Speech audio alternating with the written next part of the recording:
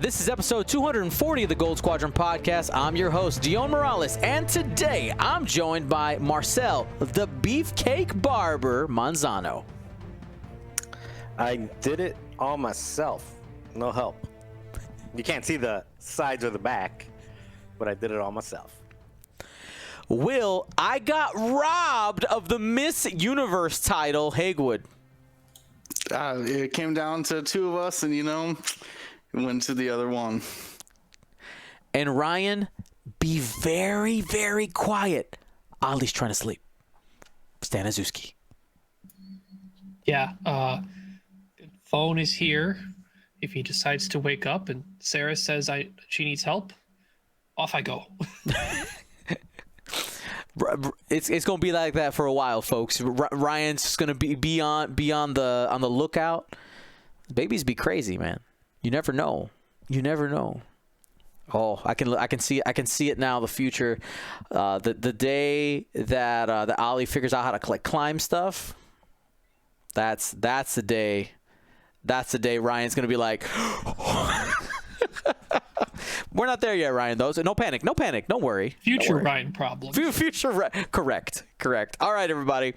What are we talking about today? Well, AMG did us the pleasure of dropping a bunch of cards and pilots and things that we're super excited to talk about today, and we're going to be doing that, breaking it down.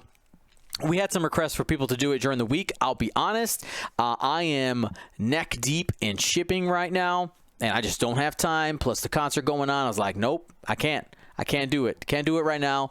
But we're all four here together today, so we'll go ahead and get that done for you guys today. And of course, we have upcoming the Jank Tank Open. If you haven't signed up yet, it is not too late yet.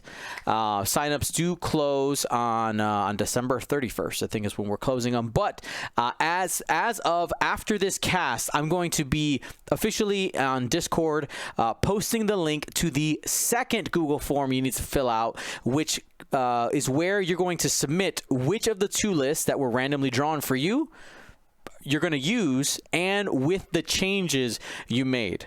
The -1 upgrade and +1 upgrade, no more than 200 points. Do it there. Of course, if you did have any issues with your list, there's been some small things here and there. We can get that corrected. Post that on the Discord. Essentially, if for some reason some type of dial changing mechanic got through and I didn't notice it, let me know, because that wouldn't be allowed in the tournament anyway.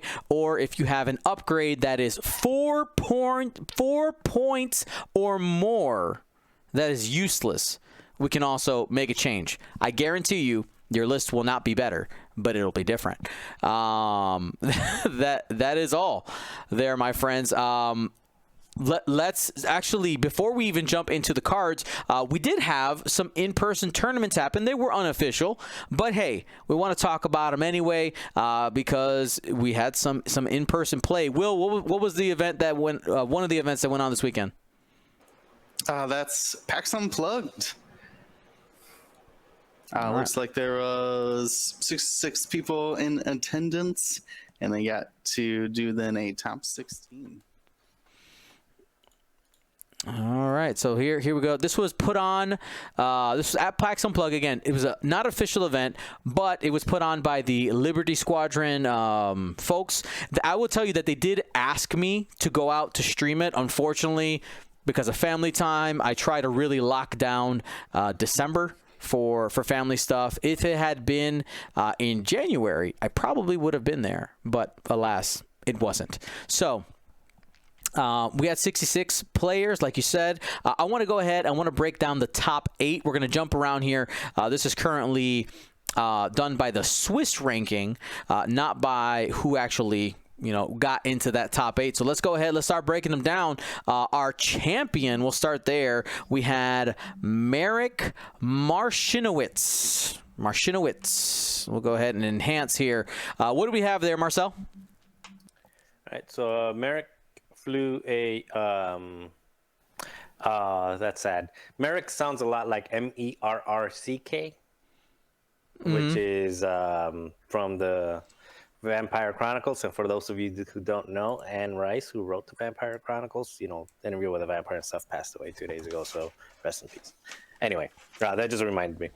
So Merrick flew General Grievous, Solus One, 3 fearsome predators. I'm a big fan of fearsome predators.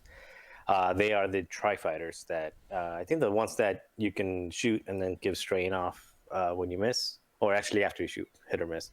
And then 2 separatist drones. So that's a total of 1, 2, 3, 4, 5, 6. Is that 6? Yep, 6 ship CIS list with again General Grievous being the one that's the heavy hitter, which is kind of a theme that we've seen, right? Like one heavy hitter with a ton of support.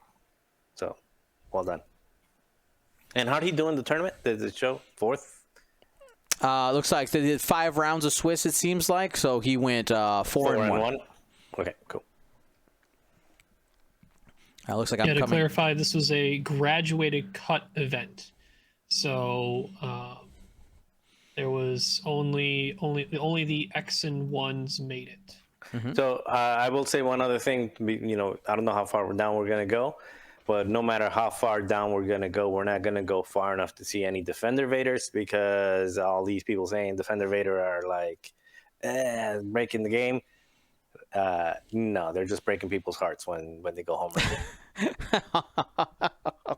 All right, let's keep it going. That was our winner. In second place, Ryan, we had Tom Traz.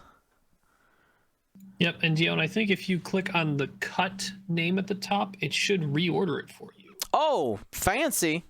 There it is. Easy.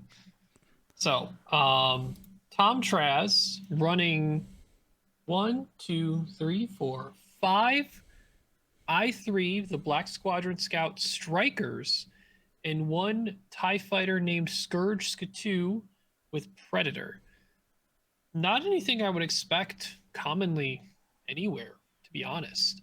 Just I have Strikers at I3, meaning anything that moves before me, my ailerons could take massive advantage of and reposition afterwards, which we know modern type of reposition being the ailerons, but having that capability in the world of road, pretty good.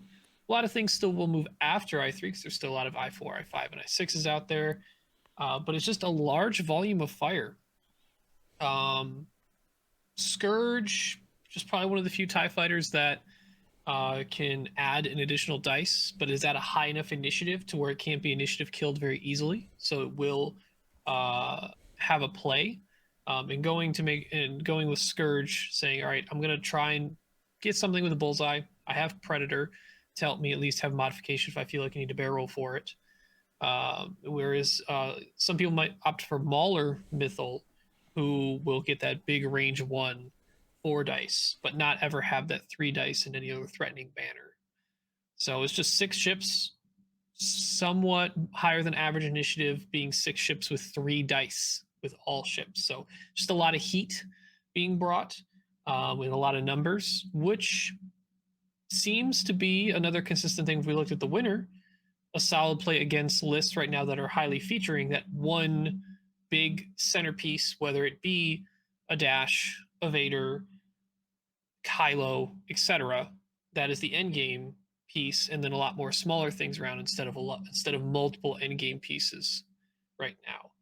So there's a chance that what we're seeing is, we know we're getting a little bit of a rock paper scissors forming right now, and maybe this high powered or enough firepower from a high count ship list might be a potential response to these big Death Star style.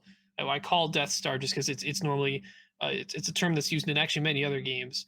It's just a big centerpiece, and a lot of things in the list form around it to make it just this.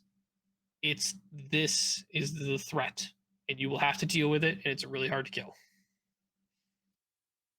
All right, and Tom was, I believe, the only undefeated at the event as well. Wanted to go ahead and give him a shout out there. Let's keep it going here, Will, with Baron Mengu and a top 4 performance. All right, Baron Mengu brought a First Order squad utilizing the new feedback ping talent slot. Starts off with Lieutenant Tavson. We've seen Tavson still performing well. Such a good ability on a high, I'll call it a high ceiling chassis, the Upsilon. This one's got sensor buoy suites.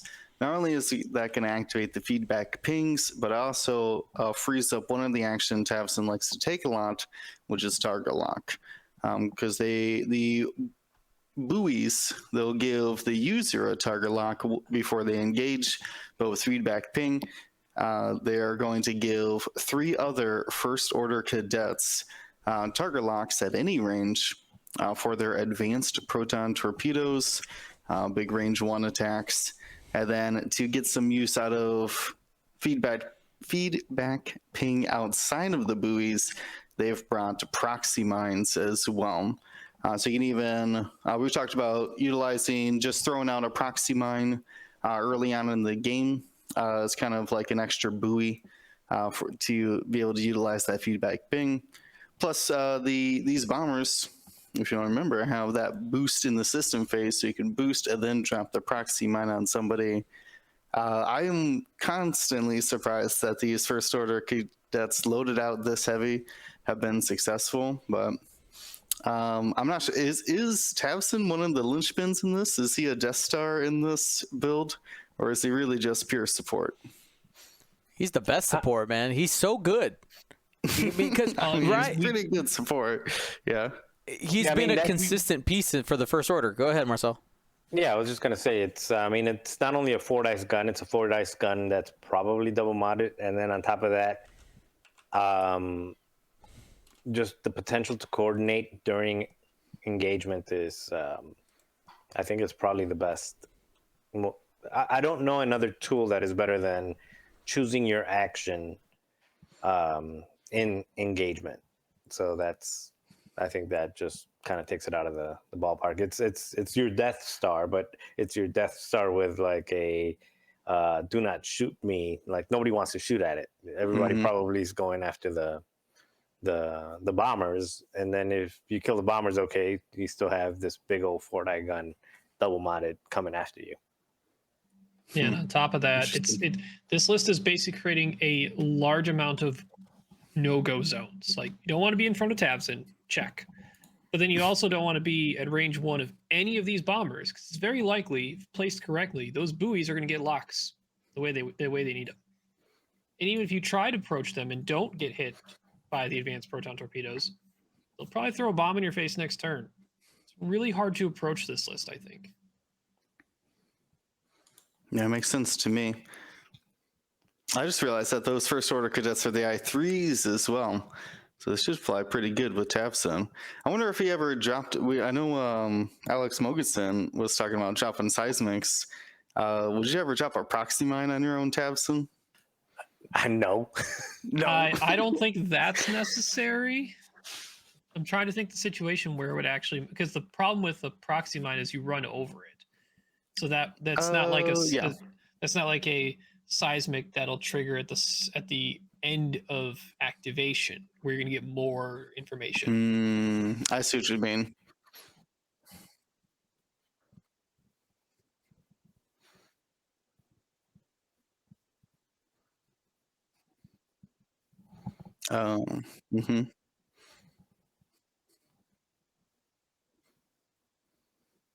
Man,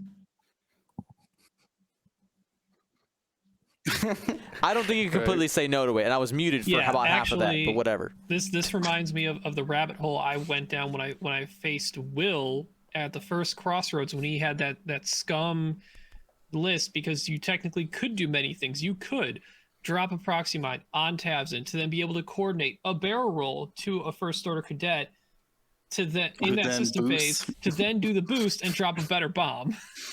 It can happen if they want it or really need it. Interesting. All right.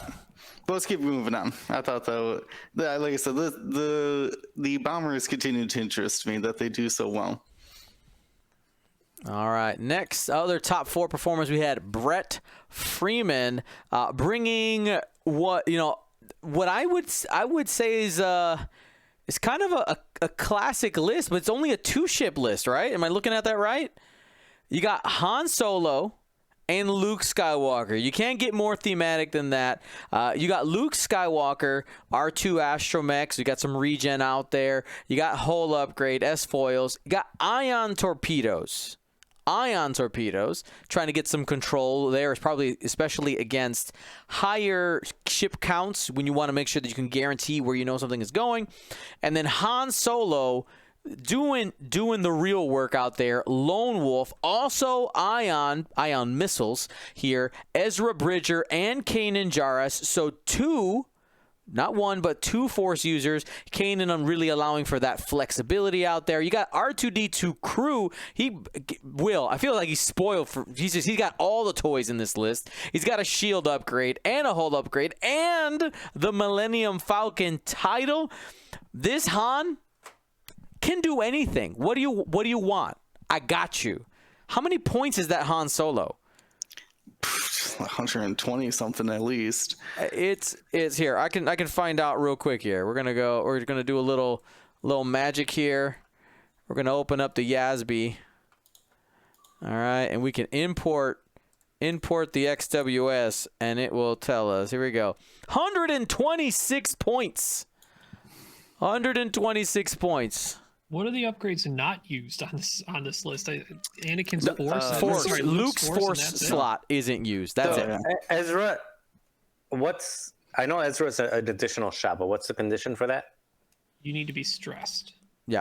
No, it's veteran tail gunner at the cost of Force, but if you are stressed, you get a reroll. Okay. Oh, is it? I thought okay. Yeah, it still costs you a stress, or does not a stress. So with Lone costs you a Wolf, Force. So basically, if you're boosting or something like that, you get Lone Wolf, you get Ezra reroll, you get 1 Force from Cannon, and then you get another Force. Well, the other Force is really just a second shot. No, Ezra is only the reroll if you spend his Force to attack a second time. Okay. Yeah, I would guess that it was mostly just for the Force. Because no, you want to shoot twice. I mean, you do, but it has to be out of the opposite side. It can't be the same.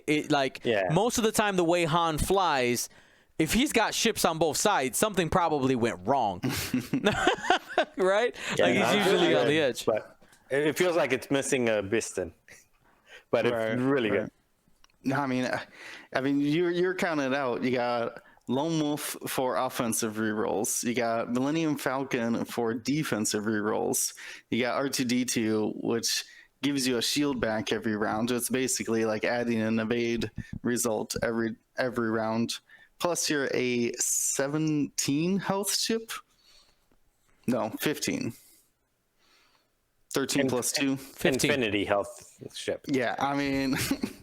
R2-D2. You're gonna need more than one ship to take down that Han in the end game. Yeah, that's thickums. Like 6 ships in the first and second place list. Right. Pretty much.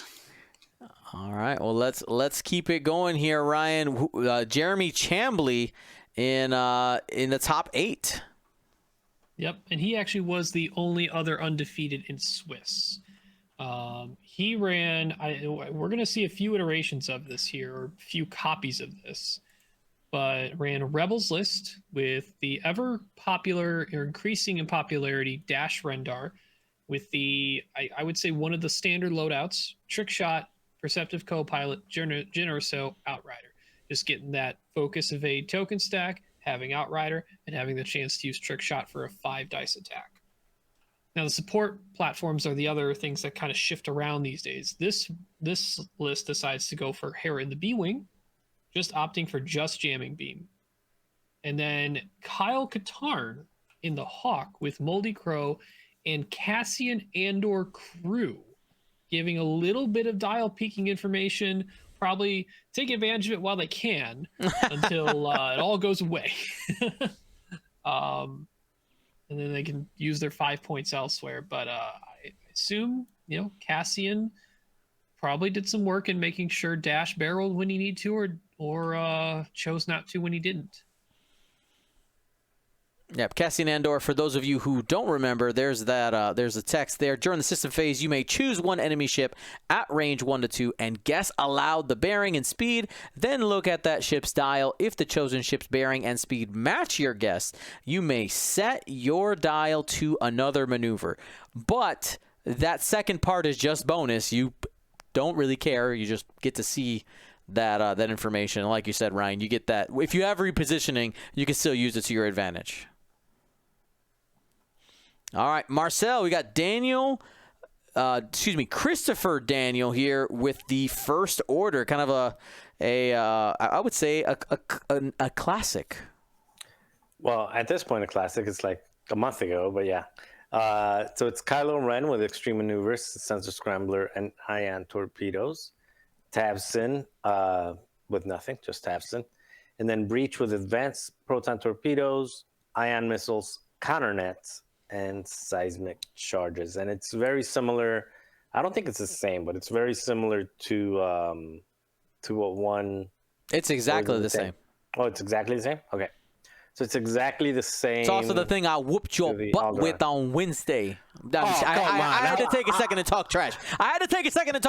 I'm sorry. I'll give it to you.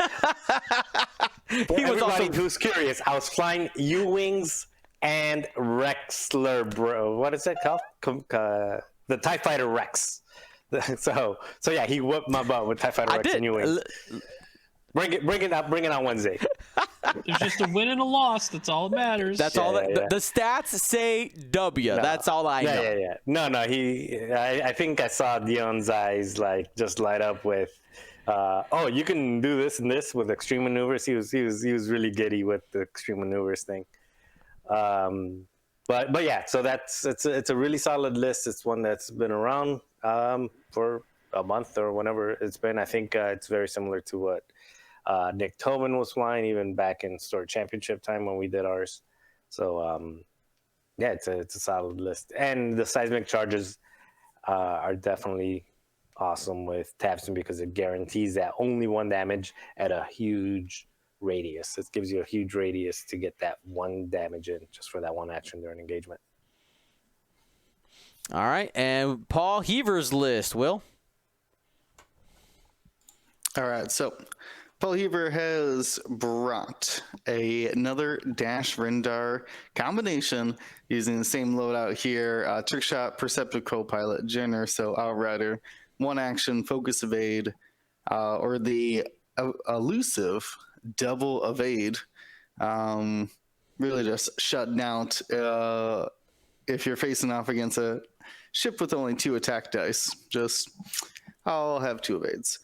Yeah, we see Hera, Jamin Beams, Foils, Kyle Katarn, also taking Cassian Andor and Moldy Crow. So basically the same list as Chambly. Mm-hmm. The exact same. And funny note, Chambly and Paul Heaver played each other round 5. So this list during Swiss only lost against itself. Were they doing road at PAX? All these lists are 200 points, so I had to assume so. Yeah, they were doing road and deficit scoring and road. Yeah, and I think there was like 2 more of the exact same list. So I think this is probably like the Nova area. They brought it. Yeah, I think Andrew Cox brought it as well, but he did not make the cut. It seems really good. You get 3 different tokens on Dash, and you can wait to pass the evade to him with Hera or not. Or you get 4 if Hera just focuses. That's crazy. Yeah, that's 4 tokens, and you can get a total of 4 evades on it. 4 evades. All right, we're getting into that list. Jyn Erso's just setting down evade results these days, and I don't like it anymore. Not fun. 4 evades on a 10-hull 2 agility ship. Oof. And I think that a trick like that is the reason why it's not Jake, right? So one of the things, you know what? We're here. This is essentially the next iteration, right, on the dash list that we've been seeing. Hey, dash, the base dash, perceptive co-pilot, Jyn Erso. That's where you start. How can I get dash as many tokens as possible? So in the previous iteration where you had Jake would give dash an action. The difference here, dash can do its own focus action, 2 tokens. Hera can pass a token during the dice modify step, token number 3, and then Kyle, his ability window is the start of engagement. I believe it is start of engagement. Can pass that 4th token. So just for anybody who's like 4 tokens, what do you mean? Literally could be 4 evade tokens. Like that's not a joke. So that I think that's the reason why you see the change to Kyle rather than Jake. Because one of the things we talked about, Will, when we were commentating on these dash games was if you take out those support pieces do a huge amount of work, and this just ups that support game. Like they're there, they can shoot when it's convenient, but they're there to support dash. Like dash is the game. Well, also, it takes the Ahsoka and Jake's 2-die guns and it ups it to 3-die guns. So now you have 2 other ships that are support, but are support with 3-die attacks, and they themselves being very tough to kill. Kyle, walking around with 3 focus tokens is not easy to kill. Yeah, and I would think, depending on how much fire dash is getting in this iteration of the list, I think the most common turn setup is likely to be takes the perceptive co-pilot, takes double evade, gets past a focus from Kyle, and Hera locks, maybe, and then could pass it over if necessary. Yeah, if Hera is trying to shoot that second shot of the jamming beam, all she's got to do is just take a lock and spend it for the second shot. I6 jamming beam is pretty powerful. I don't know if these guys are utilizing it, but it seems very good in theory. I did hear that one of them used jamming beam to stop a Kylo Ren proton torpedo from going at one of their ships. So that sounds awesome. You know what? It's there. And we know Cassian's likely out the door soon, so 2 of those points could probably go towards FCS on Hera anyway, which is very commonly picked as it is on the B-Wing platform. And one thing I see that is potentially the most common downfalls this list is that Dash is not being coordinated or given any actual actions. He's being passed tokens. So if he gets blocked, he doesn't get his perceptive co-pilot trigger at all. Mm-hmm. This is true. So don't get blocked, which is maybe why it ends up losing in the top 8 when you have the higher ship count numbers. You throw out that block, you've taken away the action, and now the efficiency of the list, or at least of Dash, has dropped to the token potential has dropped by 50%. Yeah, not only that, I mean, Hera is as a support ship much easier to kill than Jake or Ahsoka. And if you got 5 or 6 ships shooting at a 1 agility B-wing, it's going to pop. I mean, it's probably going to die in 1 turn. So, and you know where it's going to be. It's a B-wing. It's not going to 5 forward boost out of there. It's like, where that B-wing is going to be. All right. And that's why I was thinking, like, really those support ships. Do you remember? This was at a PAX as well, where Dash won. The Initiative 7 double shoot Dash. Do you remember? You guys remember this? Yeah. So Rourke and the Hawk. Yeah, yep. Rourke and the Hawk, where essentially you could potentially just have Rourke on the board edge. You have board edge, Rourke, Dash. This could potentially function that same way, where you have the support ships out there to support, and then maybe in the mid game, they get involved and they can kind of help make that turn.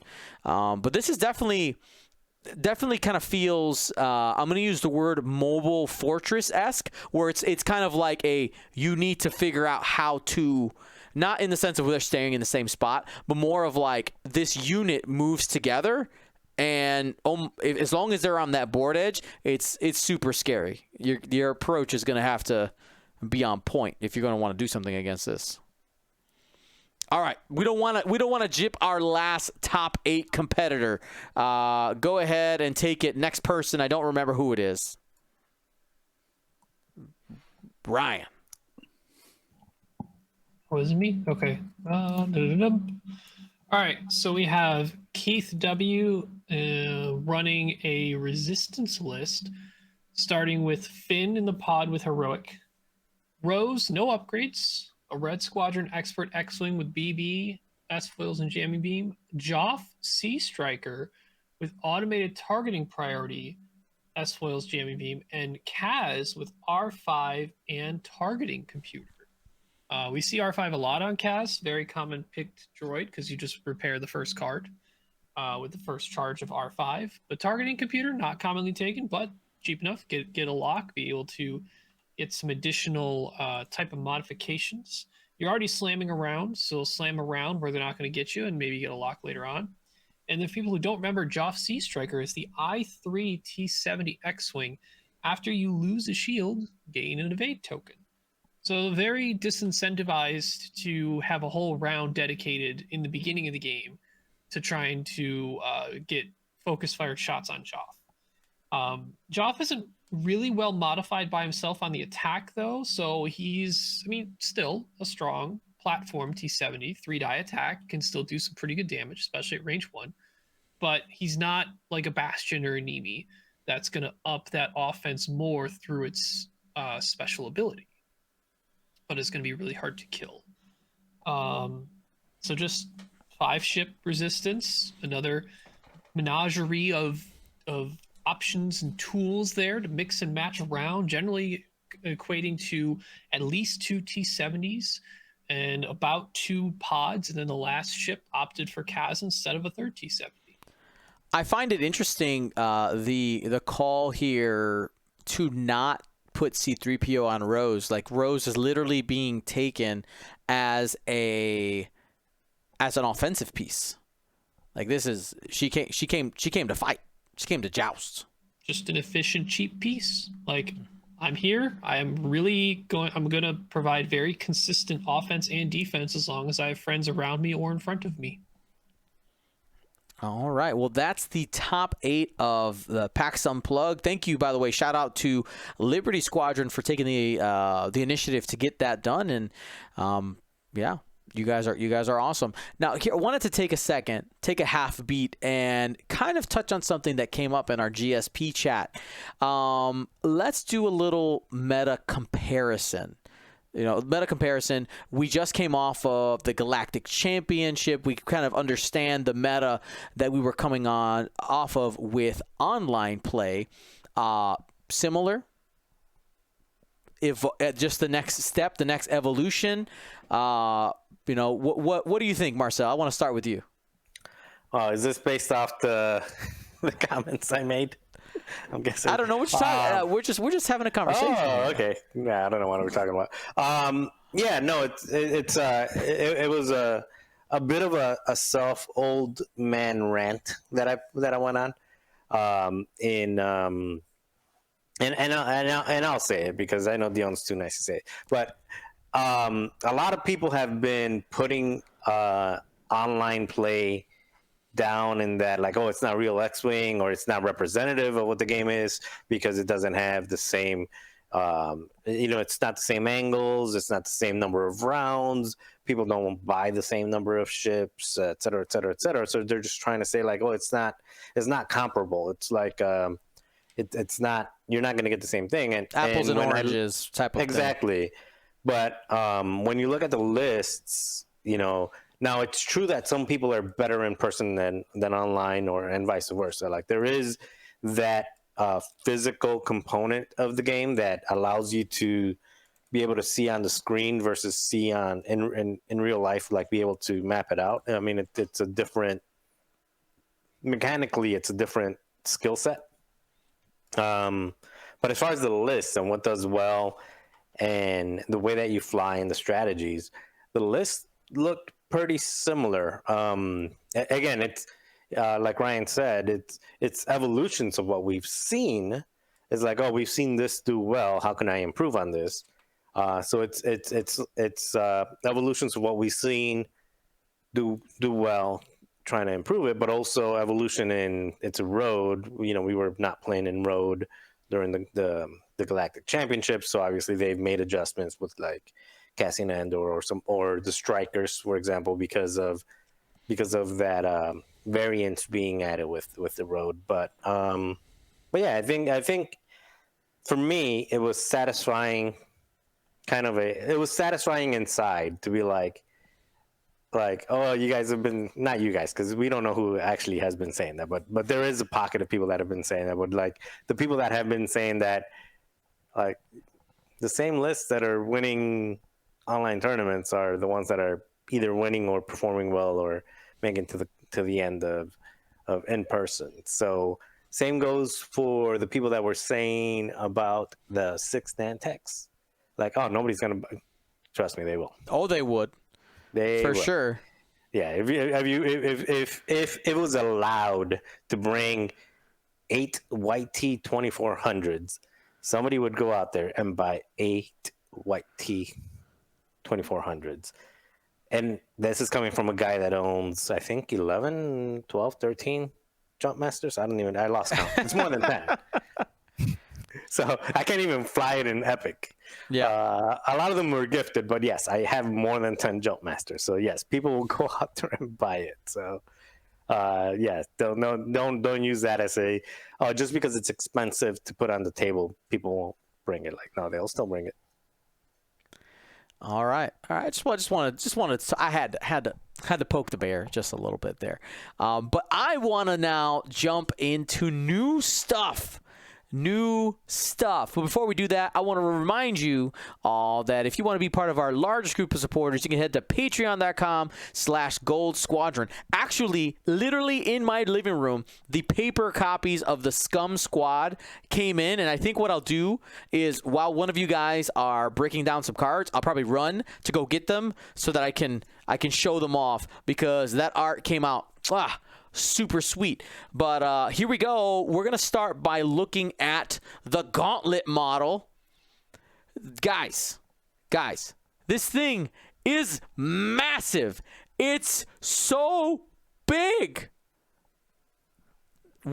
Don't put tokens on the base. I would say I've never been a proponent of putting tokens on the base of large base ships. You definitely don't want to do this on... No, you can just lift up the wings and grab the tokens from off of it.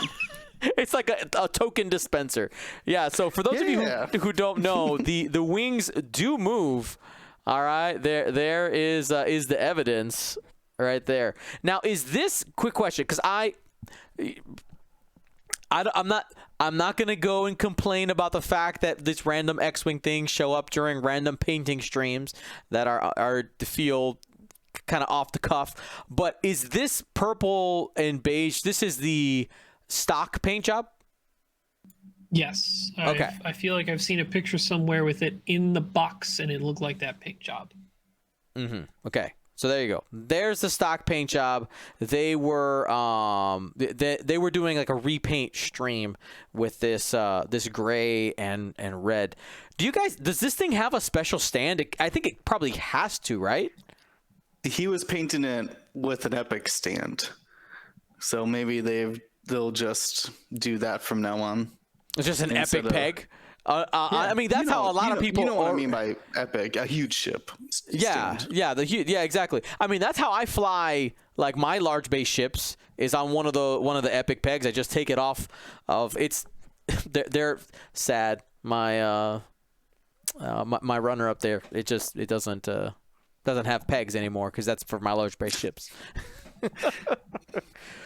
All right, so I mean, here's the real question. Was that the original paint job and the blue one that I've seen? What it ended as? This is the original paint job. Oh, so this is the original, and the other one is what they turned it into. Yes, I was just using the other one for scale, right? Like that is. I mean. It's wider. It's going to be wider than the Ghost and just as long. It looks like it's like with the bubble at the front, it will be the exact same length, but it definitely is wider. And this is going to be a large base ship, by the way, for anybody who's wondering. Like, it's not a huge ship. This will be part of the normal, regular 200-point play. So this thing gonna be thick. Now, let's go ahead and look at something that a lot of people didn't point out, but something that I saw. I actually posted it in our Discord, but just in case you didn't catch it, looks like the expected release date, February 25th, is what was posted on the on one of the European distributors' websites. Basically, if you own a store in Europe, you can get your distribution set up, and there it is. February 24th is the expected date. So excited to see that in the first quarter of 2020. Should be good. Do you guys want to hit the dial first? Or the pilots? What do you want? Dial. Start with the dial. All right, here we go. There she is. Will, break it down. All right. First off, has a red stop. All right. Beyond that, you got one bank, and they are blue. No one straights, no hard ones. I got all the twos, the two banks being blue as well. You got all the threes with the hard three being red, and then just the 4 forward.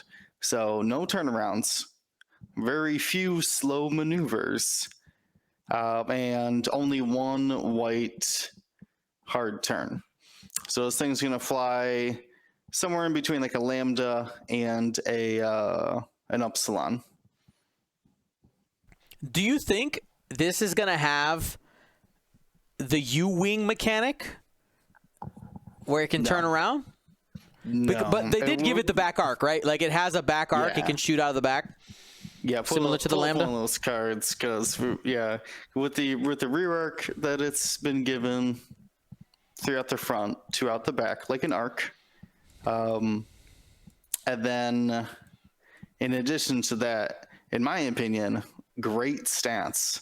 11 total health on 2 agility. Woo! Go ahead. So- Go ahead. What do we got there, Will? Yeah, 3 out the front, 2 out the back, like an arc 170. 2 agility, 9 hull, and 2 shields. So that's in the range of a Shadowcaster or a 2400. The 2 agility and about 10 health.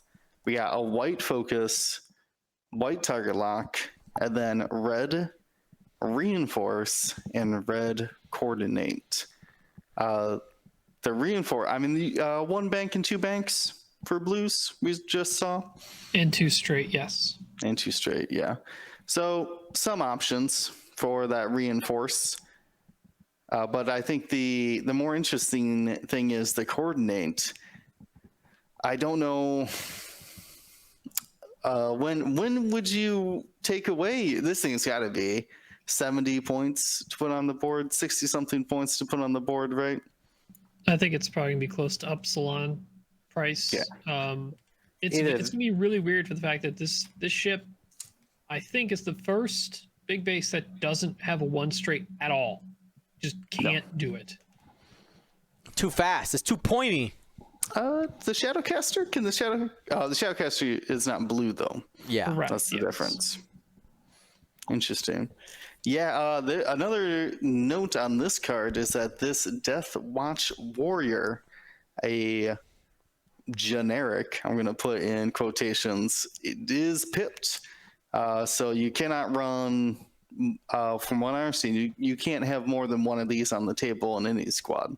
They're all unique pilots.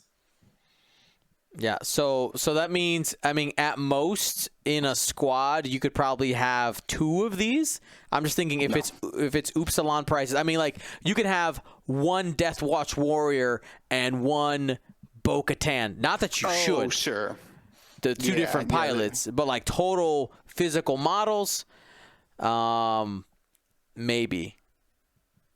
I think it's going to be pretty cost prohibitive, at least to start. 2 in Grievous, maybe.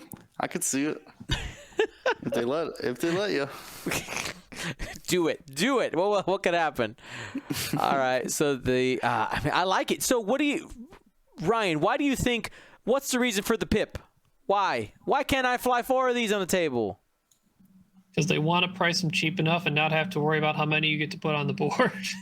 There it is. It's the age-old thing we were concerned about before, but it's weird how good they're implementing pips on generics so that there is some limitations, and it does allow them to be more generous with the points without having to worry about, oh, there's too many on the board, because you can just hit copy-paste and make Diyun buy a bunch of them because he always wants to have the maximum that you can never have on the board. We saved your wallet, Diyun. Don't worry about it. But it's like, it's almost there. It's like you could leave it unpipped, but you could add pips to the PDF, right?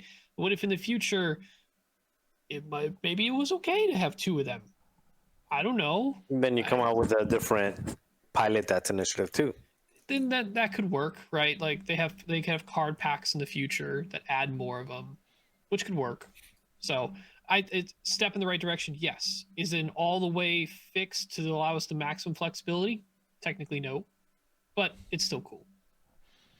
All right, let's go ahead and start taking a look at some of those unique pilots. Let's see, Marcel, which one you want? I don't have them in front of me. Just pick one. Let's see. I think this one is one of the new Ooh, that ones. one's a good one. Okay. All right, so we're going with I can't pronounce this. I think it is Pre-Vizsla. pre-Vizsla. Yeah. Okay. Pre-Vizsla. Not to be confused with post-Vizsla. Yeah. Da-da.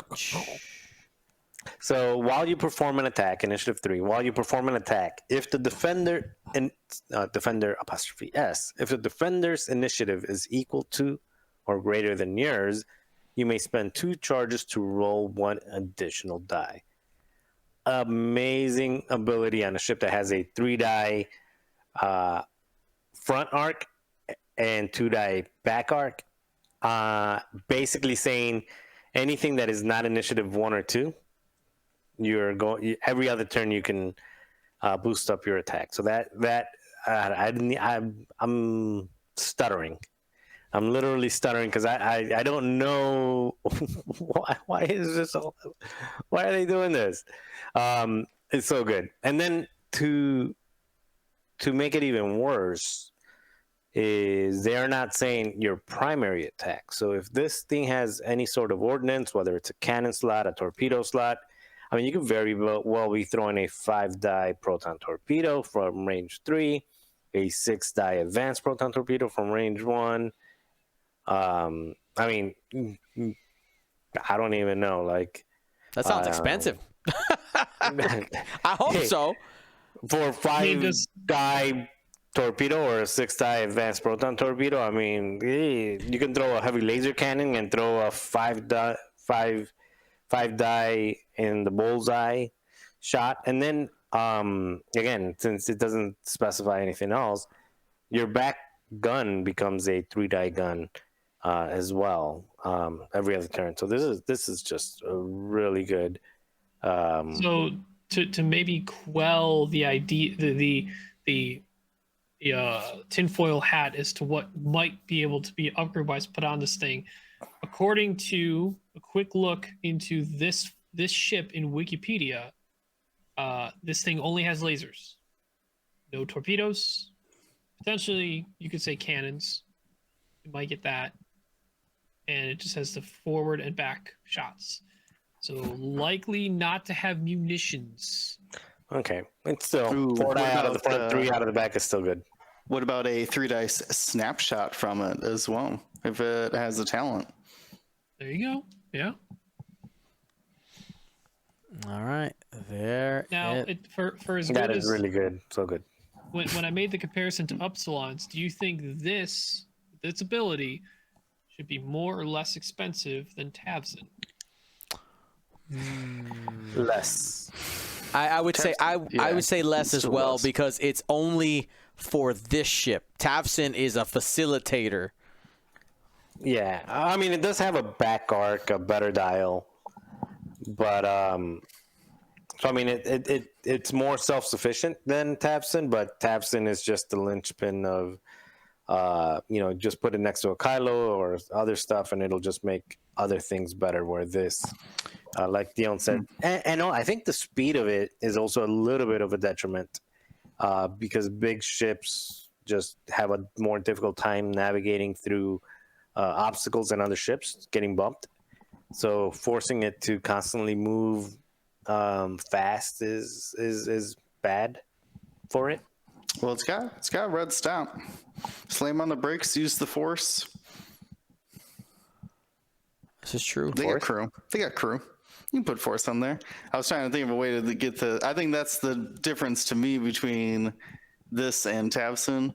Tavson's out there like confidently double modifying attacks with a reinforce some rounds, whereas this one's really gonna have to choose what or how it modifies its dice. That red reinforce is gonna be so tempting, but man, it's gonna mess this thing all up. And I'm curious to see if they're going to be putting configurations on this thing, because it is multi-faction. It's also multi-era, kind of, right? Like it's we see it even in the Mandalorian, like in Mandalorian era, which is post,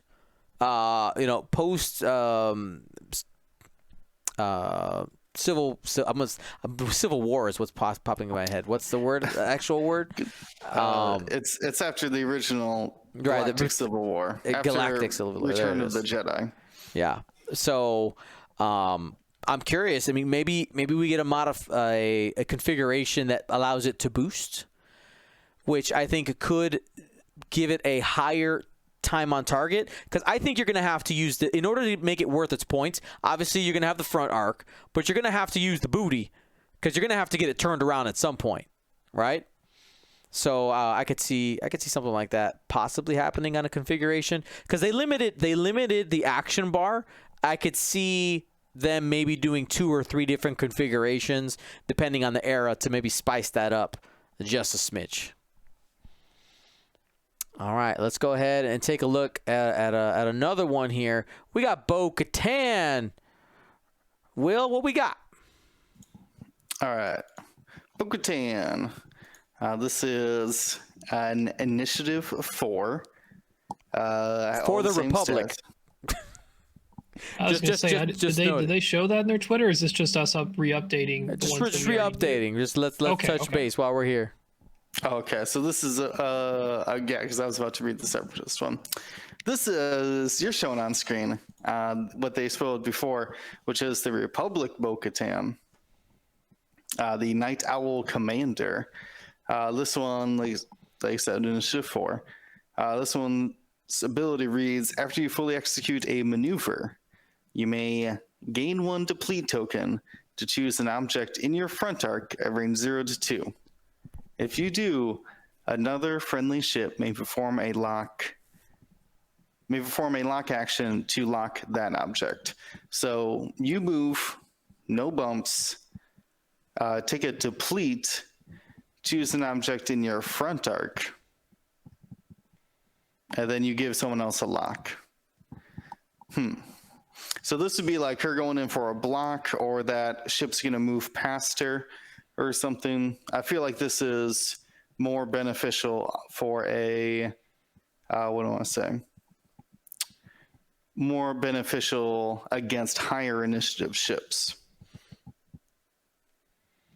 Cool. I feel, I'm not sure I like putting a deplete token on what I think is going to be a 60 or 70 point ship. That's going to likely be a target, right?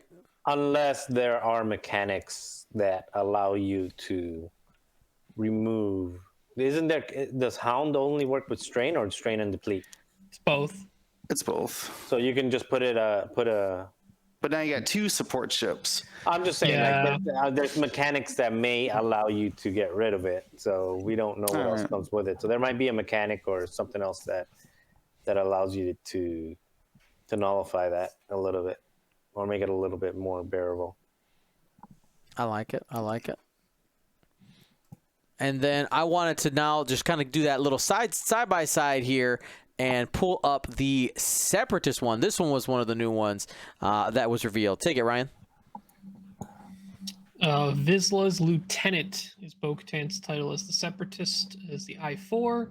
Before a friendly ship at range 0 to 2 activates, you may spend 1 charge.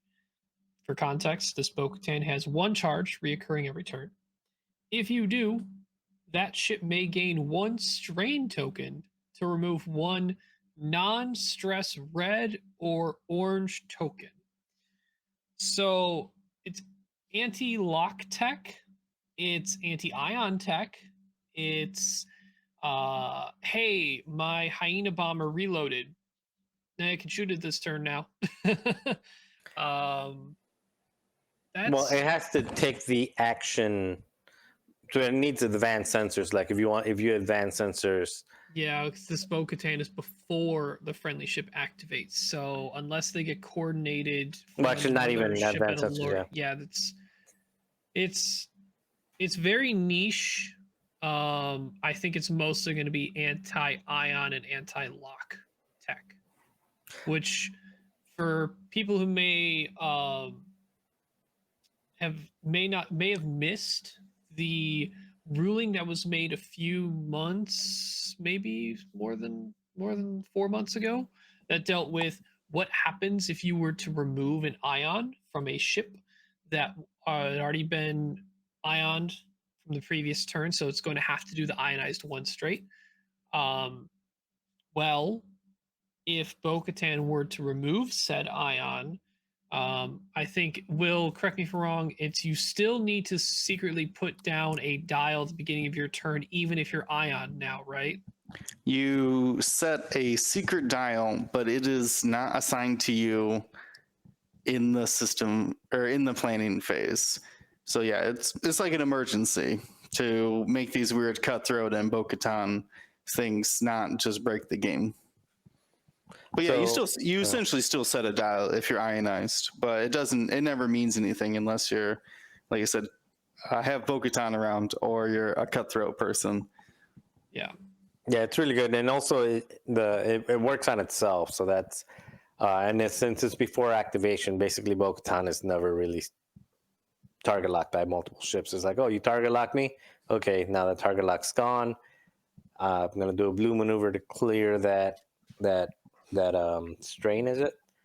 And Yes, strain. voila, like that's pretty nasty. This is way better than the Republic one. Yeah, and in sort of the mid-game situation, after we all do it, if we see jam across the board and we have ships that can lock, we lock rocks or our friendly ships in the early parts of the game. After you get past that sort of state, or if your ship doesn't have a lock action and can't do that, this is a way that if you have someone who jams you before you activate, to get rid of that jam token via this Bo-Katan.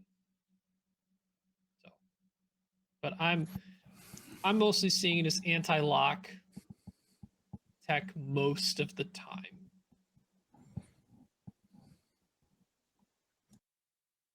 I like it. Maybe she in her when she works for the Separatists, when she's more kind of I thematically, because there is a Republic and a Separatist version here. Is she like thematically? Is she like meaner here? Maybe that's why. I don't know. I don't know why. She's more reckless. More reckless for taking those strains. I was trying to think of any orange token that could end up on a Separatist ship. And I thought of intercept boosters that gives you a disarm token in the system phase for the Tri-Fighter. I guess you could remove that disarm. What is that? Any Tri-Fighter? Yeah, intercept booster is just like a 3-round config. So basically, it would need to be the initiative 5s in order for that to work, right? No, because they get the disarm in the system phase. Yeah, but Bo-Katan's triggers before friendly ship at range 0 to 2 activates. I mean, so you would be able to circumvent the I'm not going to shoot you because of the intercept boosters, because right? If you slam, because you have that option, you're still disarmed if you do that afterward. It's true. I was just trying to think of any orange token that would actually still work, and I think that's about all I can think of. Nantax get tractors after they move. I can't think of much else. All right. Now I It's believe an anti Ketsu crew tech. there. Hey, Yeah. you never know. You never know. It could. You got to have answers. You got to have answers. Were there any other pilots? I think these were the only 2 new ones. I don't think there were any other ones. In the post they put, yeah, that was the 2 It was new just ones. those 2. All right, but we did get upgrades. Now this is where things gonna get a little saucy, I think. So that's exciting. But before we do that, I gotta show off these cards, man. They came out so good. They came out so good. By the way, for our patrons, the Fang Fighter, the leader here, instead of going generic on the back like we did for Empire, we got Fen Rao on one side and Old Tarak on the other. So 2 named pilots instead of just 1. But Old Tarak is the official leader, so he's the only one that was made in plastic. Just so you know. That's just putting that out there. All right. Oh wait, hold on. I got one more. Actually, chat reminded me of it. Navi reminded me of it. Gorgle. Gorgle, there is Hey, our boy. there is an Antex that gets tokens in the system phase. Gorgle, the I2, can gain a disarm token to choose a friendly ship at range 0 to 2. If you do, it gains 1 tractor token, then repairs one of its face-up ship cards.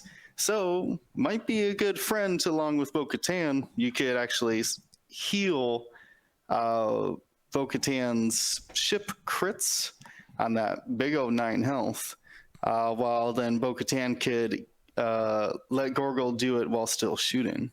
Or do it and get rid of the tractor. Well, on a large base, 1 tractor means nothing. Oh yeah. I mean, if you're doing it on Yeah, if you're doing it on another ship or something like that. So there's some interesting synergies there. All right, well, let's go ahead and hit the upgrades that are going to be in the gauntlet. We're starting, and I'm guessing that some of these are going to also end up being in the Razor Crest as well, because like Mandalorian. But here we go.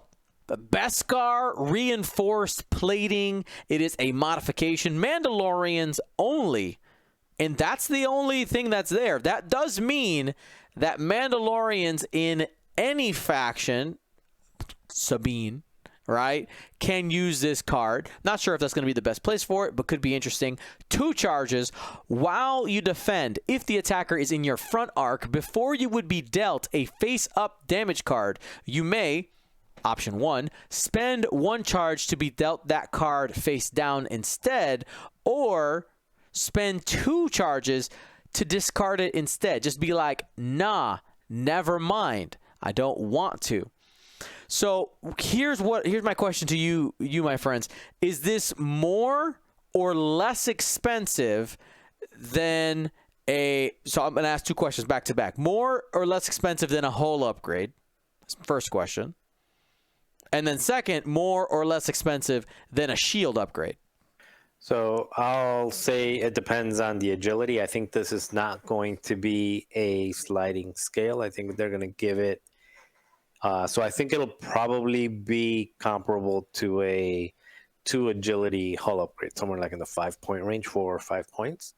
But if you're putting it on any 3 agility, which I don't know, I think there might be some Mandalorians in the Fang Fighters in 3 agility. All of them are. Okay, so I think it'll be. Fenn is the only one who can't put it on because he's not allowed. Yeah, so I think it'll be a kind of in the 5. Actually, if we can go on those, maybe like a 5 or 6. And then speaking about Sabine and the Shadowcaster, which already has a defensive ability out of the side turret. This probably just makes Sabine even more. And I mean, we're getting to like Vinny level of survivability with just taking stuff out. And you can also put cannon jars with Sabine, so that's like a never going to die Sabine.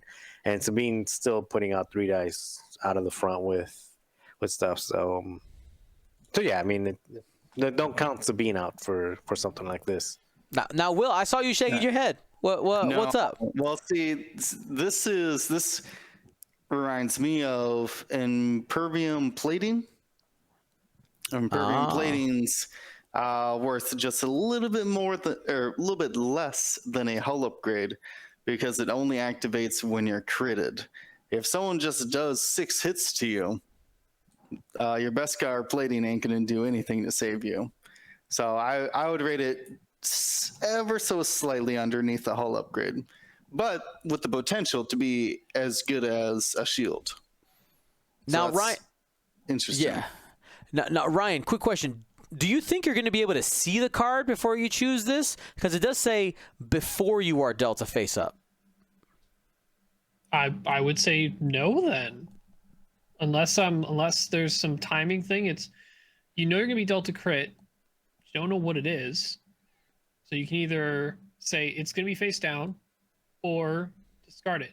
I will say, and people will, this, you fly Fang fighters a ton. Crits on Fangs across the board can be very devastating. Like whether it's direct to already get the half, whether it's structural, whether it's damaged engine. There are so many crits the Fangs do not want to see that could be game changing. Sad currently for Fen Rao, can't take it because he doesn't have a mod slot because balancing reasons. Because we don't want afterburners, Fen Rao. Is that what you're saying? Afterburners are self-device. Yeah, no thanks. I'm good on that. And that's why, to Marcel's point, we could see this varied by agility. Might make some sense in that regard. But I do get on Will's side. It is very much like Impervium plating in that regard. But even you get Impervium you just discard after you see it, right? Like let me quickly look up the wording on Impervium and see what it says. Just because I want to see Impervium, you had to look at it because you need to know if it's a ship trait or not. The wording could give us precedent on how this goes. So the Beskar reinforced plating is actually worse potentially than Impervium. It's weird. You don't know, but you could discard anything, right? It's any of the crits. But let's see. Impervium says before you be dealt a ship damage. So you have to know it's a ship, but it has the same wording of before you would, right? Yeah, before you would be dealt. And before you would be dealt. Ship. Yeah, it says before you would be dealt a face-up damage card. It doesn't say ship on it. No, so we're comparing Impervium plating to Beskar reinforced plating. Yeah. So the only reason why you'd have to at least be able to see a card is because you have to know if it's a ship. With Beskar reinforced plating, it just says it needs to be a face-up card, and you know it's going to be that when it's a crit. So when it says before you would be dealt, Impervium has the same thing. So do you get to know the crit or not? I think you get to look just by reading it. I think you get it. You look, and then before you deal it, you're like, no, I don't want it. So draw, pick, look. Dealt would be once you finally put it on. I mean, that's a lot of semantics and movement. That's not exactly part of the overall rules. But if we go by the precedence of Impervium plating, which has a weird clause to where you actually have to know what it is, but it has all the same wording, it might be one of those weird cases where one of the cards isn't exactly future-proofed well with the other, and they had to use a similar wording, and we just have to go with the precedence, which is you get to see it. Right. I think this might end up being one of those BIS rulings. Like, no, you don't get to look at it. Why? Because we said so. It might end up being one of those. But I would say the precedent right now is to look at it. Yeah, if they want it to be good, I think they would let you look at the card first.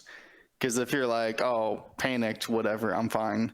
But if it's like hull breach, be like, no, I'm good. Now, one devil's advocate from Will's point, comparing it to Impervium plating and its pricing, is that Impervium plating is only able to be taken on one type of ship. This mod of Beskar reinforced plating, you just need to be a Mandalorian. Any ship. It's not. Yeah, and it's not unique or pipped or anything. Nope. So Mando's also, on parade.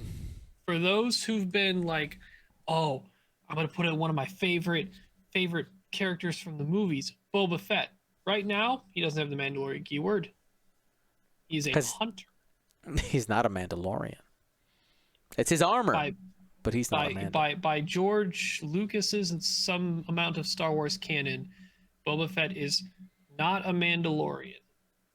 We'll see if it changes because of Book of Boba Fett. I don't know. We're going to go into a lot more things now with that character, and we'll see if that key wording needs to change and if we need another pass on Boba's balancing in this game. That's a great like clickbait title. How Book of Boba Fett changed the game of X-Wing, something like that. All right. Ryan, which one do you want? Clan training or Mandalorian Optics? Let's go with the Optics one. Stick with the mod slot.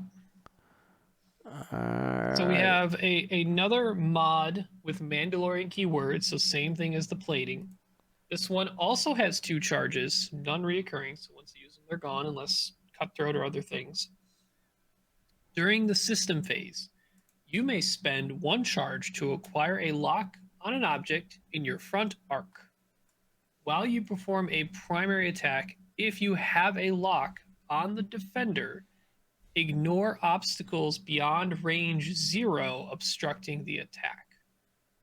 So if you have an enemy locked, well, for one, you're getting a free lock in the system phase. That's good, right? Just baseline. They have to be in your front arc. So either you're in a situation where they're at range 3 and you're closing to that range 1, or you're already close and you want to lock because you're about to do a K-turn Talon roll, whatever. So you have at least a mod shooting back at them. Second part of it is the ship you have locked, when you perform a primary attack, you ignore the obstacles beyond range 0, obstructing the attack. So it basically makes sure that you ignore it in terms of giving them the additional defense dice, but they also worded it to make sure you don't ignore it if you're sitting on a rock. Cool. I like this. I like this. We got one more from this pack, and that is the clan training. Take it, Marcel. Okay, so this is an EPT. It's a pilot talent, and before one non-recurring charge, before you engage, if you are not focused and there is an enemy ship in your front arc at range 1, you may spend a charge to perform a red focus action.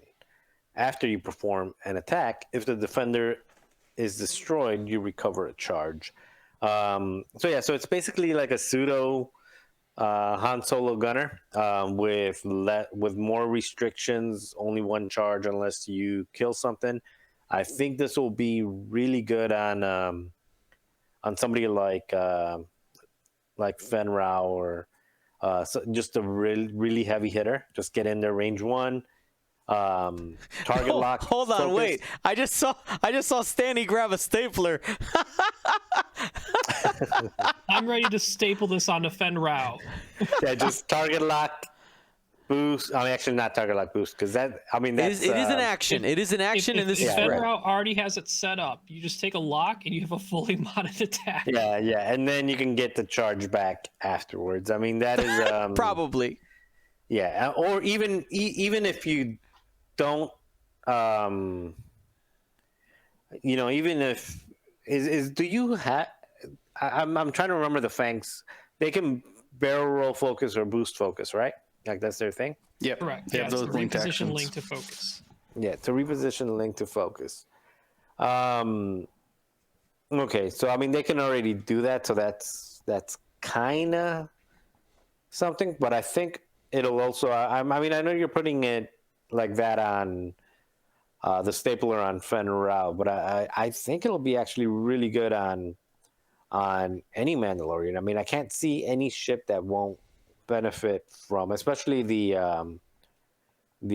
gauntlet. I mean, the gauntlet is the gauntlet is tanky enough to not really care about taking some damage early on, especially on what is that? Vizsla, Valdemir, the one that gets the extra attack die every other gun. Yeah. So now you've got a 5 die target lock, focus, range 1 shot. And if you kill something with that 5-die double modded shot, then you get the charge back. I mean, that's pretty strong. And I want to rain on a couple people's parade. Remember what you can't do. You cannot perform a focus action for your normal action and then have done this, because you can only do each action once per turn, right? So you can't. Yeah, it's not acquire or anything. Exactly. Like that, Hey, If it was, ooh. you know how a lot of people are like, pretty cute when they throw, I'm going to do the advanced proton torpedo on Fenrir. I'll get that 6 dice range 1. You're like, all right, cool. You locked with Fend. It's not fully modded. I mean, it's okay, but normally not worth the points. It's scary. Fully modded. I still don't. I think 5 is enough. I mean, this is coming from a guy that I want to roll 12 dice as they let me. I think in Fenrir, I'm okay with 5. Because the second clause, after you perform an attack, doesn't have to be primary. If the defender's destroyed, you recover a charge. I mean, in the cases where Fen Rao doesn't need to reposition and can take a lock and has this, it is extremely good. I'm trying to think of all the Mandalorians. You mentioned the Shadowcaster. Sabine could just evade. Anybody in a fire spray could just boost or lock as well. Is there ones I'm missing? I mean, a Sabine evading in the TIE Fighter. Is there other Mandalorians? Sabine A-Wing. Same thing. Just system phase boost. Take your white evade. So good. Yeah. All right. Well, there you go. I think this seems like a good card. I think this is something that it's gonna be competitively priced. I would guess. All right. Now we're gonna get into the upgrades that were revealed that are gonna be in the Razor Crest box, and this is where people. Yes, sir. We did have another pilot with those upgrade cards too. The did I miss one? Mandalorian Royal Guard. I missed it. Should be in the Twitter link I have there too. I will. I'll go find it. Tell us about it. All right, so at least we can talk about a bit. It's an Initiative 4. That's right. I actually deleted it from the folder. I was like, we saw this already, right? There we go. I think this one's brand new. 2-pip Mandalorian Royal Guard has the normal Concordia face-off, and it has the ability, while a friendly non-small ship defends, if you are in the attack arc, you may gain a deplete and strains both. If you do, the defender may change one result to an evade. So they're giving Concordia, essentially, to a friendly medium or large base ship by taking a deplete or strained token, both. They're what they're called. They are Royal Guard. They are protecting something. It's very important. I really concerned if they start protecting Boba Fett. Oh my goodness. Yeah. You want to do Boba Fett Concordia? And Boba, the thing is that all the ship needs to be is in arc of the attack. Boba can not even be range 1 and still get those evades because of this. So it's not Concordia specifically for the range 1 effect like the normal ship. It's this ship needs to be in arc. That's it. Doesn't even have to be any range restriction close to the friend they're trying to help. Just need to be able to be shot by what's shooting at your friend. Gain a deplete and a strain, and then you change the result to an evade. There are probably many other things that this can help out that could be even scarier. Marcel, you can pair these with your Sabine Shadowcaster too. Oh, man, that thing is never dead. Boss probably likes this. Get some guards out there. Yeah, the thing to note imagine is protecting the IGs. Oof. Agility medium bases. With guaranteed evades now and calculates could be powerful. I just want to remind everybody that you do, if this was say stressed at the time, so did a focus link or the barrel linked into focus, right? then gain the deplete and strain. You do clear all 3 of those at once. So had you already shot already, you could clear the deplete and strain and stress all at once. Oh, snap. I like that. I like that. All right. So let's go ahead and roll into the upgrades that were for the Razor Crest that I think probably sparked the most amount of discussion out of all of these because of not necessarily what is the most likely to happen, but more what is the possibility of what can happen. Will, I will let you choose. Which one do you want to hit first? Well, let's go with Mayfield. All right, here he is. Mayfield Gunner, Imperial or Scum? Yeah, Mix Mayfield says, after you perform a front arc attack, you may perform a rear arc or a turret arc attack as a bonus attack against a different target with 1 or more red or orange tokens. So first off, you got to have a gunner slot, a rear arc, or a turret arc. Okay. The front arc attack doesn't need to be anything fancy, from what I'm understanding. Yeah, it's just a normal front arc attack, or if you have a front arc weapon. Does that mean weapon or attack? I always get those mixed up. It's that means if you that is a weapon that is using that front arc. Okay. So this would be a cannon or something. It couldn't be your turret in the front. No, it couldn't be your Correct. turret in the front. It had to be a cannon or a primary forward arc that was printed on there, snapshot. Okay. You know, those things. Ooh, snapshot. Wow, I didn't even think about that one. But anyway, so you do that front arc attack, most likely a primary. You get to do then a rear arc attack or a turret attack afterwards, but against a different target with at least 1 or more red or orange tokens. Now, what's nice about this is that it doesn't say non-lock. So as long as this is one of the early people shooting in the round, you can just shoot before another ship who took a lock. In fact, it could just be your own lock that you took and just shot somebody else who you didn't have a lock with first. I think because most ships have lock, I think you really easily get around that has to have a red or orange token. But I'm trying to think of all these ships. So you took out the decimator option by clarifying that it can't be the front turret out the front, which leaves, to my understanding, just the TIE aggressor he could be equipped on then. And probably the Razor Crest. Is probably Well, I'm saying for Imperials. Is there one I'm missing for Imperials? Eventually, the Gauntlet. Assuming it has a gunner slot. That's true. We don't know if it will or won't. Okay. But yeah, it's weird that they put Imperial in there, and as of now, it's literally just the aggressor. or the Lambda. No, you can do the Lambda shuttle. Why not? Lambda doesn't have a gunner. Gunner. Oh, yeah, you're right. Isophane said they can use a decimator with a torp. So ion torp, and then you shoot your turret. But it would have to be a different target, and your lock would be on. That's problematic. So yeah, I'm excited to see this on an aggressor. Let's go. Anybody but double edge.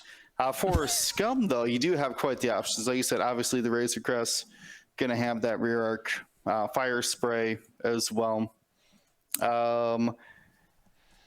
This would be Jump Master. Yeah, you can go cannon and then turret. Or torpedo and something, yeah. Mm-hmm. Oh, it always had to be your turret for the Jump Master. I'm trying to think of the other things. Skirgs as well have a gunner slot. You can shoot your primary and then your turret as well. I think all the other ones don't have gunner slots. Am I missing? Yeah, Another many people chapter. may have confused this because this was a recent change, but the Scum Y-Wings lost their gunner slot to gain a missile slot. So remember that was an update done. The only Y-Wing with a gunner left over right now is the Republic Y-Wing. Could this card make a contracted scout worth it?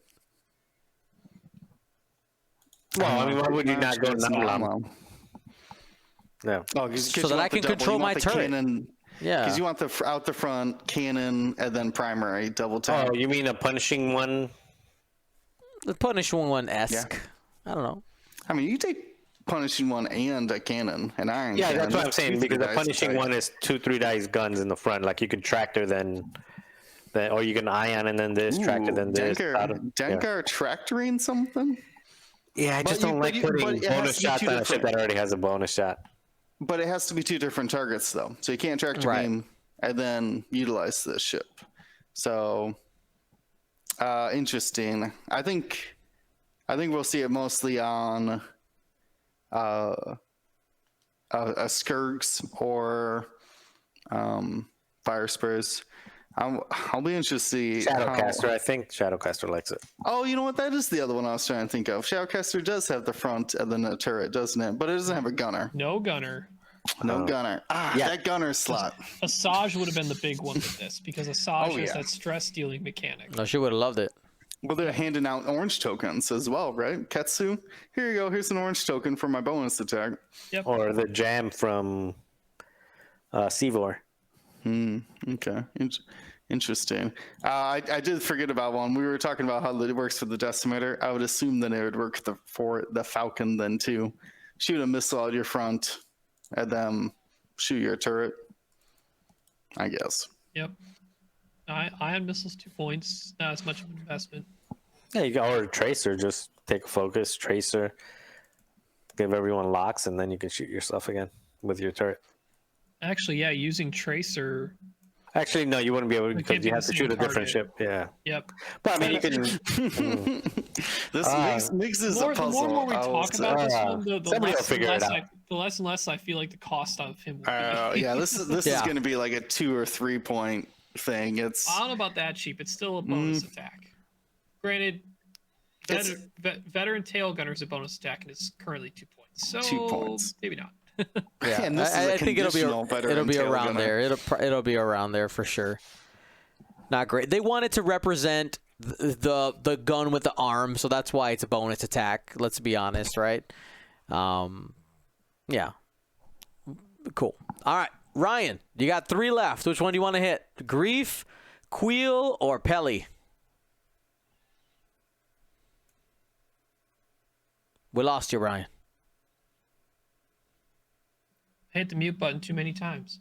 Let's go with the one that angers me least. Let's go Queel. Queel.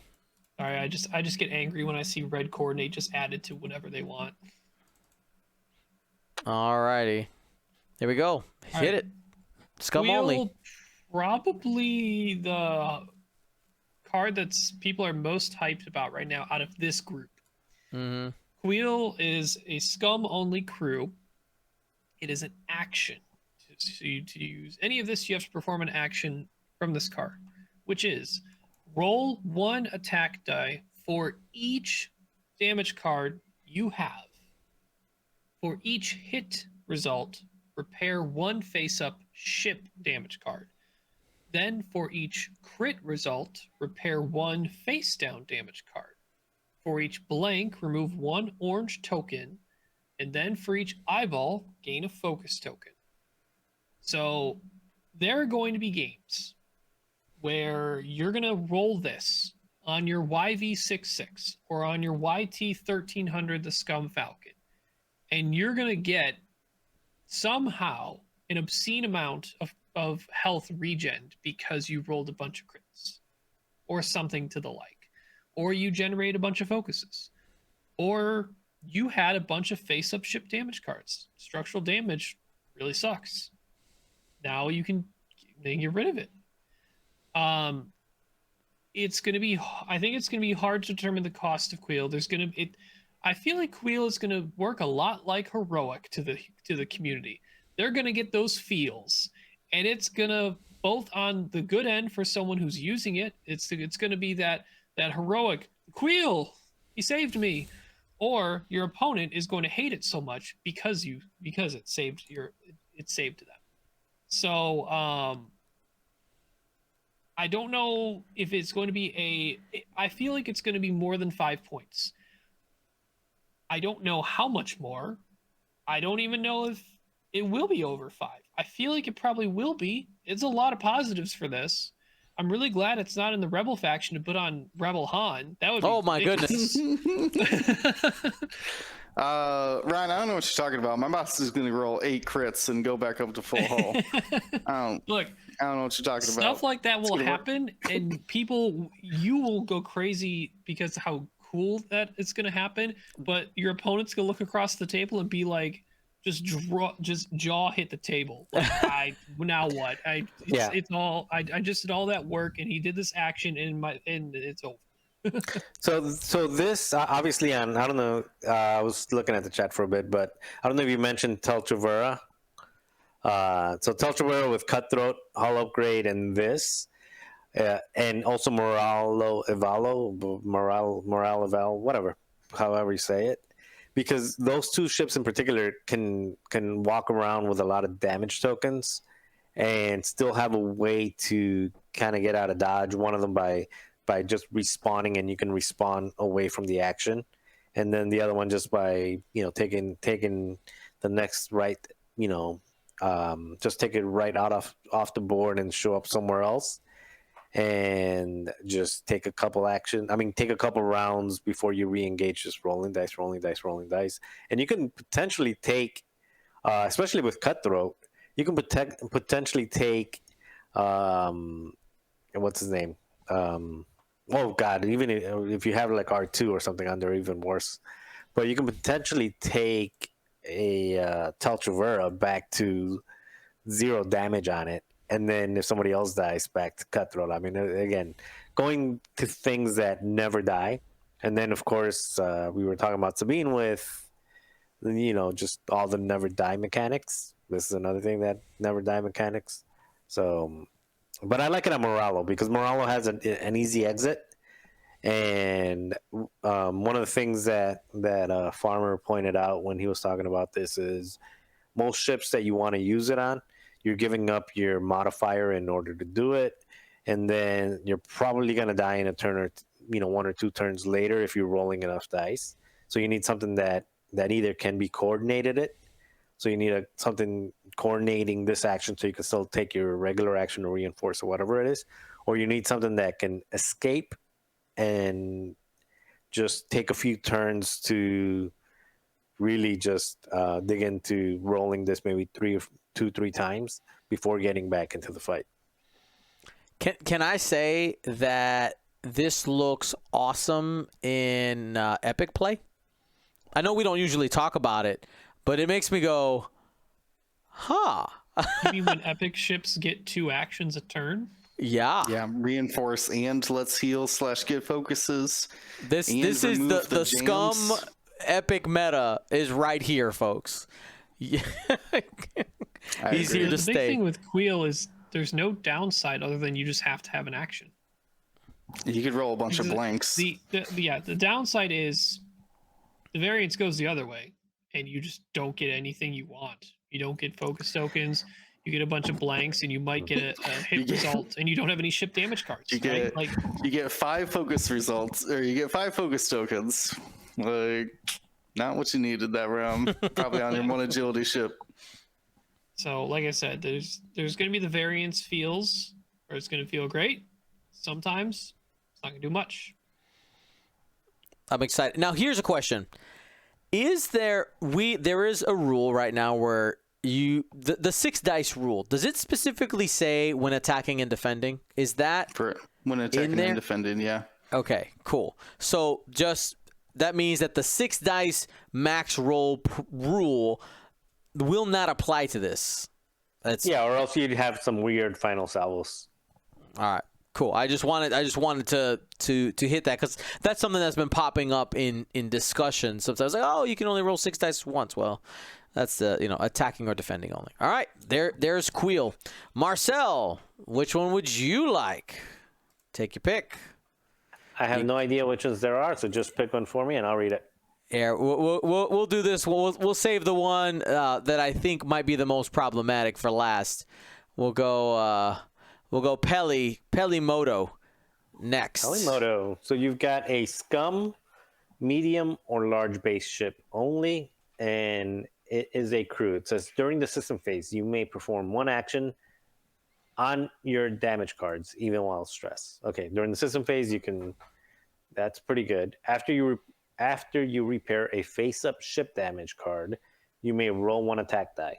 On a hit result, repair another face-up ship damage card. On a critical result, expose one damage card. This feels a lot like what is it, novice? Yeah, this is just technician. Yeah, it's the novice technician that happens at the end phase, right? Yeah, so novice technician's in phase. This is system phase, so about the same there. With the potential of maybe like getting lucky and clearing a couple. You might get 2. But That's the difference. And this is more restrictive. Obviously, scum, medium, and large only. yeah, and that one is worth 2 points. I think this will probably also stay at about 2 points.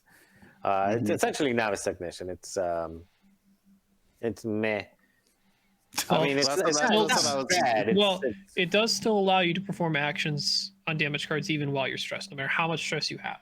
Yeah. So if it is, it might be 1 more point than novice technician. But I mean, if you throw it on Bosk, it's not bad. Bosk is stressed a lot at some point in some games, depending on your loadout. Yeah, I mean, contraband cybernetics and other stuff on it, but yeah, Pelly just being on there as insurance to flip down a blinded pilot.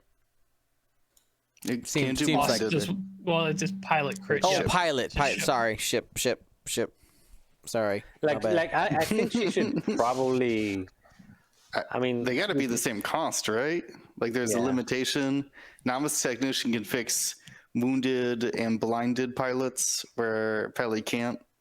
But Pelly could fix 2 of your ship crits. So, yeah, I think I like novice better because it. Pelly is guaranteed. So is novice.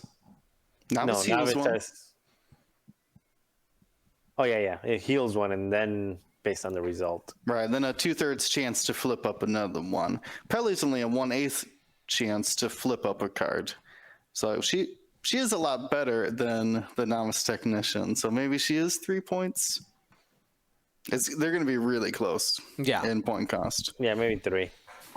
In Scum, there's just so many other better cards. Kira.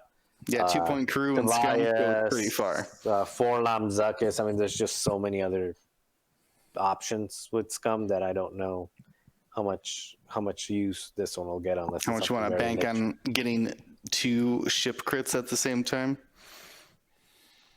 Well, let's go ahead. Let's move on to the man of the hour. Grief Karga. No, don't delete this file. Ryan wants me to, but I can't. We can't do it. All right, Grief Karga, Scum only crew. It adds the red coordinate action to whatever ship it is equipped to, and has the following ability. You can coordinate allied ships as if they were friendly ships. So that's setting up some play where you have more than just 2 people playing, or if you have some type of mechanic in order to have mixed factions going on.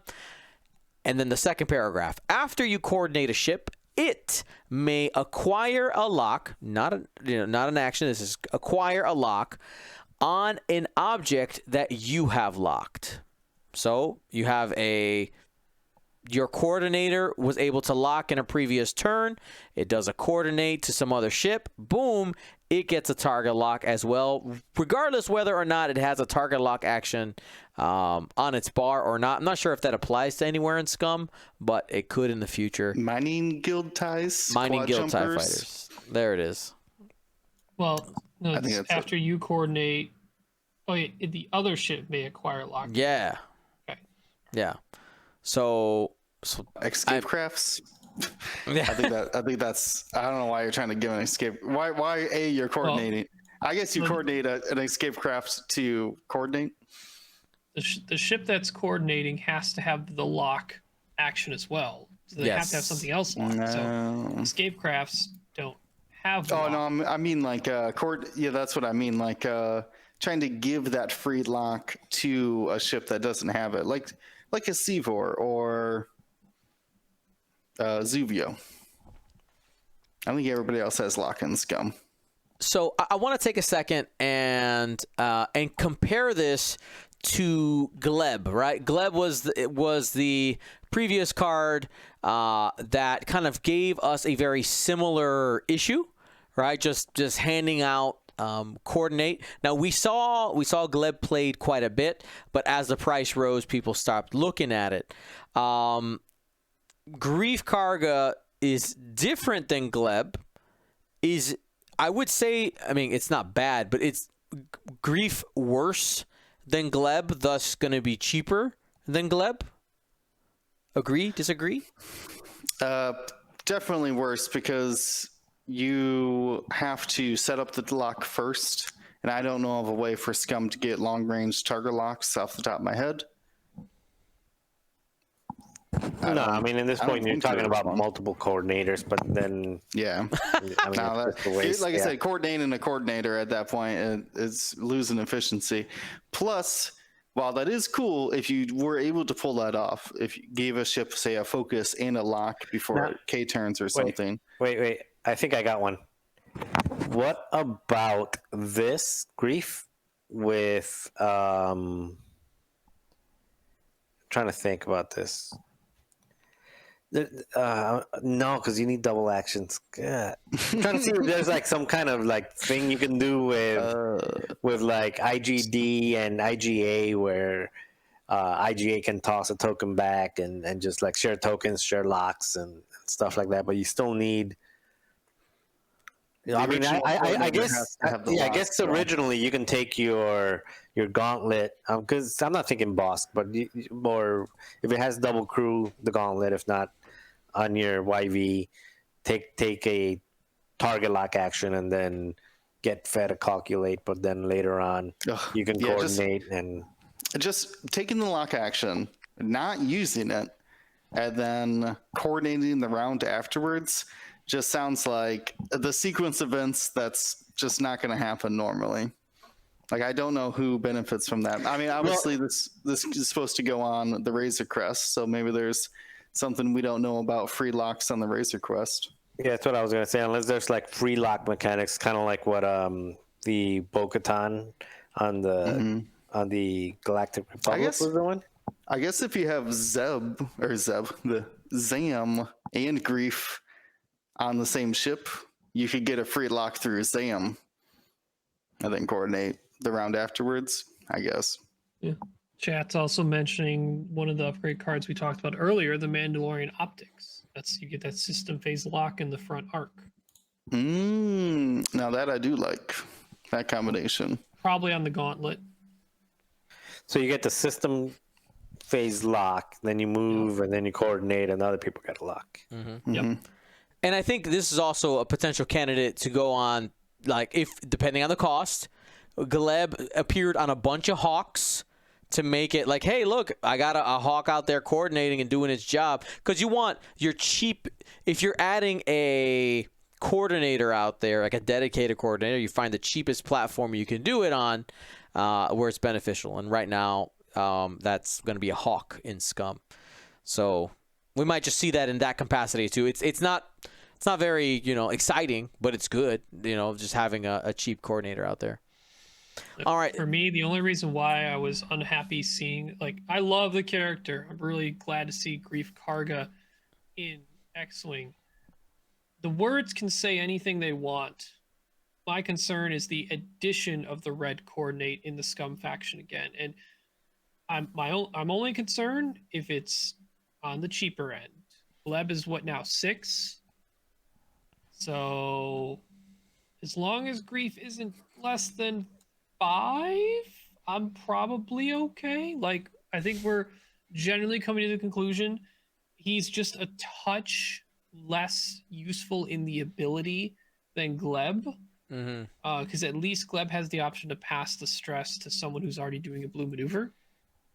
Yeah. But Grief requires a little more setup and specific chassis usage, whereas Gleb, if you wanted to maximize, could be thrown on anything, including a Jakku gun runner. Grief can still have that if he's cheaper and points align, even if it's 1 point cheaper. Grief cargo could be put on those cheaper platforms, and it might roll out a certain list that works well with it. We'll see. I mean, Gleb was 2 points before. That was just hands down way too cheap anyway. We'll see what it is at first, at least. We'll see if we've learned from the past or not. All right. Well, those are the new upgrades. And you guys have any shout outs, anything? We're coming up on the holidays. Looking at the calendar here real quick. So we'll have a podcast next week. But the week after that, going to go ahead and take that Monday off, call it a holiday break. I'm going to have some, my daughter's asleep. But my sister is going to be visiting, and my daughter loves my sister. So that's the day she's flying in. So we're going to be doing that. Should be a good time. But do you guys have any shout outs for anybody before we call it a night? Just my pup here. All right, Ryan, keep doing the Papa thing. All right, you're doing great. You're doing great. Yeah, You'll I've learn been something every day. I've been checking the feed every once in a while. He's just really cute and sleeping, so he's doing good. And I just want to say rest in peace to my Christmas tree. What happened to your tree? Oh, your cat knocked it down. I have a cat. I have a cat. My tree isn't down for now. Well, what do you have? You have like bricks laying it down? Did you like? Nope. She's just not. She just doesn't jump. I mean, the only thing she'll do is she likes going under it and kind of existing underneath there because it's just like shelter, I guess. Sometimes she'll try to reach a paw up and paw at a. No, this one tries to see how high up it can go, and then eventually it gets high enough to where it just tips it over. All right, everybody. Well, last reminder about Jank Tank, and for those of you who have been missing the Wednesday night flight clubs or the Saturday flight clubs, the Saturday ones are coming back. The Wednesday nights, we have to figure that out. I'm going to be honest, because I really like playing X-Wing in person. We got some things to figure out, but Saturday, we'll be coming back. We'll be live this Saturday, the 18th. We will not be live on Christmas, obviously, for obvious reasons. But yeah, so more X-Wing action to come soon. And oh, there's the baby. Oh, he's so cute, sleepy. I want to squeeze the baby. All right. That's it, everybody. Thanks for watching. Stay smart. Stay safe. Gold Squadron out.